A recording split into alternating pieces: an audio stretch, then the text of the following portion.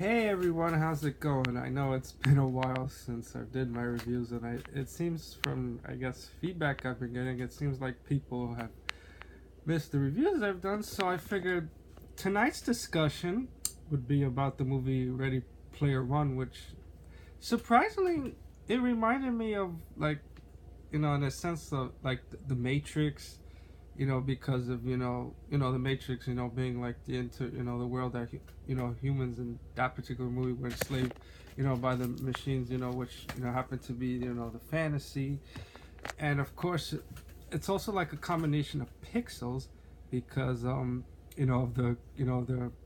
video game characters,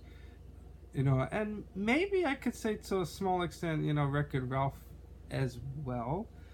but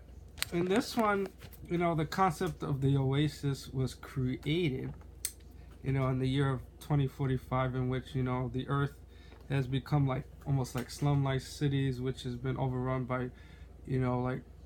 overpopulation and, things like that. So, as a way for people to kind of escape from their everyday hell, they, they created something called the Oasis, which, basically stands for ontology, anthropocentric sensory, immersive simulation, in which people get to live out the fantasies, that they can't do in the real world. And it's kind of funny, like with the release of this Ready Player One movie, how you know the virtual reality concept has becoming increasingly popular, even in by today's standards. And I will admit, virtual reality is pretty cool, but even though it can give you a massive headache. But anyway, the story centers on the character, Wade Wells, played by Ty Sheridan, known for playing the younger version of Cyclops in the X-Men movies. So he kind of, goes into the Oasis as a way of, escaping his problems, and of course, when you're in the Oasis, you have like your own avatar, which may be different from who you are in reality. So basically, Wade, undergoes like this race to find like three keys, you know, which the person who gets the three keys gets the control of the Oasis and a massive fortune left behind by its creator, Holiday, played by Mark, Rylance, who people may know from the Bridge of Spies film, and of course, the Big Friendly Giant movie. I would say what I liked about the movie, was the massive pop culture, references. They had like references to like Batman and Freddy Krueger and Jason and Godzilla and Iron Man, Iron Giant, which was pretty cool considering that movie is also like 20 years old, and you get to see like cool little other tidbits, including the classic Batmobile, some Star Trek stuff, the alien chest, burster, just to name a few. What else could I say about Player One that was pretty good? I mean,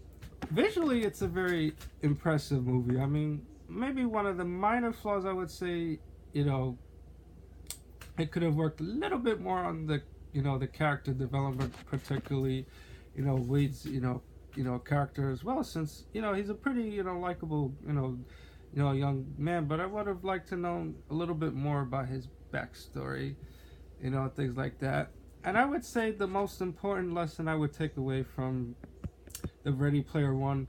while it's good for everyone to have like an escapism of sorts, and to fulfill their desire and things like that, but the most important thing I took away from the Ready Player One movie is that is the vital importance of real life interaction. Considering how the modern generation is all into the texting, and in a sense it's kind of like technology kind of replaced human interaction, and I feel human interaction is a vital resource and also social necessity to survive, because without that, I don't know if I would say you're like a robot, but it's like you're half of what your humanity is, I guess, if that's the appropriate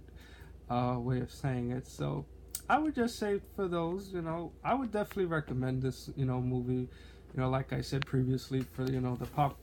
culture references, and those that are like diehard, gamers and things like that. So All right, everyone, that's just my particular take on this, and I just want to say thanks for watching, and of course, I look forward to the big movies coming out in April, particularly the Avengers Infinity War, which I think will be badass. All right, everyone, good night.